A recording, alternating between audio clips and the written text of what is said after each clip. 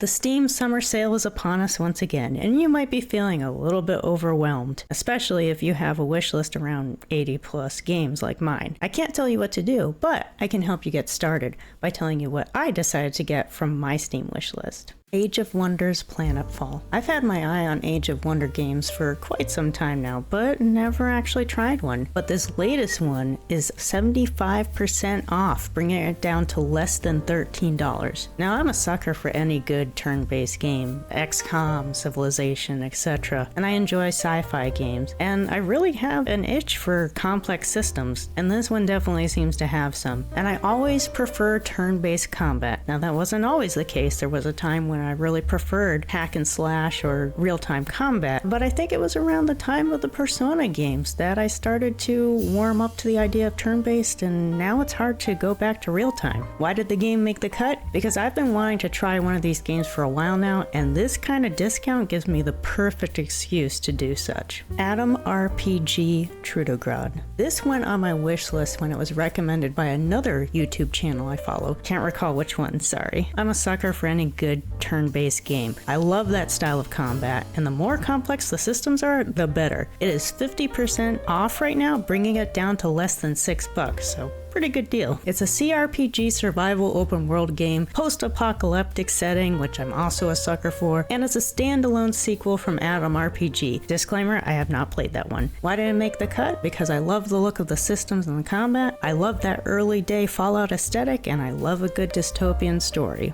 King Arthur. Knight's Tale. This went on my wish list after watching Wolfheart FPS, which is one of my favorite YouTubers play it. It looked absolutely brutal, something I probably would have avoided in my earlier gaming years. It is 40% off, bringing it down to $27. It's a dark fantasy tactical RPG, seems to have some pretty complex systems, brutal combat, and I just generally love the whole King Arthur Camelot lore. Anyone else out there a Quest for Camelot fan? It's got good visuals, good music, and again, combat seems pretty brutal. So why did it make the cut? I felt like it was time to get a game with punishing combat. I don't really play any Souls-like games, and I felt like, well, this might be a good entryway into that. Project Zomboyed. I've been keeping my eye on this one for a while. I mean, heck, it came back in 2013. I really like zombie survival games with a lot of systems. This one caught my eye because of all the things you can do in it, and it's 33% off, bringing it down to just under $14. It's a zombie survival open world sandbox with a multiplayer option, that's always nice. Lots of looting, crafting, farming, fishing, building, lots of options. It's got a big map, it's very customizable. I could see this scratching some micromanagement itches for me. I promise it's just for gaming, not with people. The visuals are very dated, but I think it's still worth it for the other parts of the game, all the systems that it involves and all the customizability. Why did it make the cut? Because it looks like it's got a lot of fun options in how you play it. It looks punishing, which I think is appropriate for zombie games, and it has a multiplayer option to increase the fun. Outlast Trials. Did you enjoy Outlast? Or perhaps you enjoy pretending you live in a hellscape? If you can say yes to either of those, then Outlast Trials is probably just for you. And it's also 15% off. Not a great sale, but it saves you about $5, being just under $26. It's a survival horror co-op, making it great for playing with your friends and having them make fun of you. The tutorial is informative, but it makes you think twice about playing afterwards. I have to say, doing the tutorial by myself was not a pleasant experience, but once I got into the game with a couple of friends, I found myself feeling much more brave. Why did it make the cut? Because I love a good co-op experience and games that are great for collabing with other creators. Now, the last one here is The Isle, and this one is an unfortunate disappointment, but let me talk about it a little bit first. It was mentioned to me by a friend. I wasn't actually aware of it until they mentioned it, which is kind of weird because it was apparently released back in 2015? I'm not sure how I missed out on that one, but how could I really say no? Not only is this game about dinosaurs, you get to be the dinosaur. It's 33% off right now, bringing it down to just under $14. So it's a survival open world dinosaur game with a multiplayer option, still in early access, which that's a long time to be in early access, but I've seen other games in early access that long too. So here's the thing. It did make the cut and then quickly turned into a refund request. So unfortunately, this game is littered with problems despite it having a very positive rating. I spent a few hours troubleshooting it, and I got it to work so that I could join public servers, but not to host my own server. And unfortunately, that was just too important of a factor for me because I wanted to play with my friends, not with a bunch of random players. So refund it is, and I'm pretty disappointed about it. So there you have it. That's the list of games that I decided to get for Steam Summer Sale 2023. Do you know what's on your list yet? Have you purchased anything? Leave it in the comments below.